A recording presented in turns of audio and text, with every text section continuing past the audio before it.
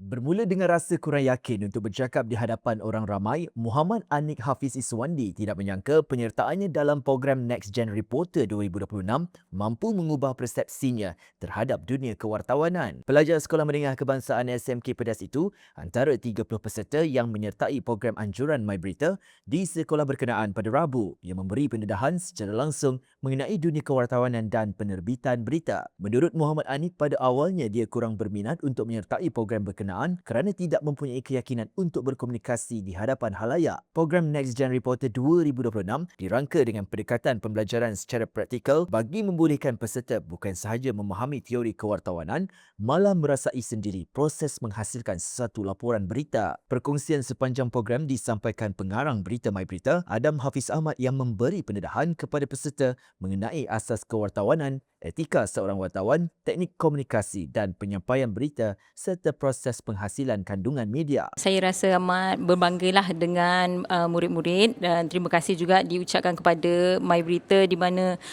kolaborasi ini saya rasa patut diteruskanlah kepada sekolah-sekolah lain kerana ia memberi pendedahan kepada murid tentang ilmu kewartawanan. Okay, dari segi dia punya susur galur daripada atas sehinggalah ke wartawan sendiri. Okay.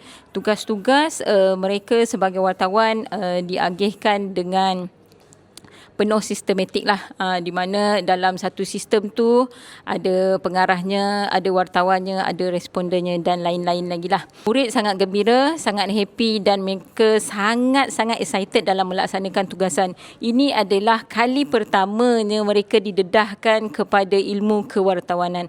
Okay, saya sangat berbangga dan sangat-sangat berterima kasih kepada MyBerita. Saya rasa program ni sangat-sangat perlu diperluaskan, okay, di semua sekolah kerana di setiap sekolah mereka mempunyai TV PSS masing-masing.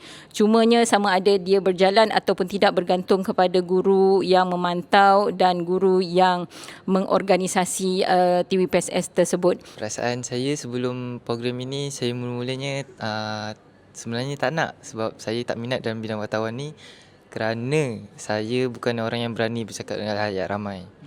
Selepas saya join program ni, perasaan saya lebih beranilah cakap di depan halayak ramai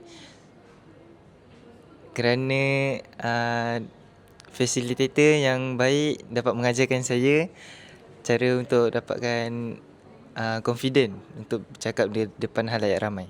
Pengalaman yang paling best saya dapat hari ni adalah best sebab kita dapat belajar benda baru, lagi-lagi dalam bidang wartawan. Dapatlah belajar macam mana nak cakap lagi bagus, ada jeda-jeda yang kita perlu tahu, macam itulah lebih kurang. Aktiviti tadi yang mana kita orang cari video untuk buat sebagai liputan, itu best lah sebab dapat bekerjasama dengan yang lain. Lepas tu dapat shoot juga video-video yang ada yang kelakar, jadi memang best lah. Yang saya belajar hari ni cara nak edit, lepas tu cara nak etika untuk menjadi seorang wartawan. Berbaloi lah untuk mencari bakat-bakat wartawan yang dekat Malaysia ni. Sebab kita banyak bidang, ada bidang sukan, ada bidang teknologi. Ni salah satu bidang yang boleh diceburi lah oleh anak Malaysia kita. So kalau saya rasa benda baharu yang saya belajar ialah saya dapat mengambil tahu lebih dalam tentang bidang wartawan dan cara-cara untuk record video.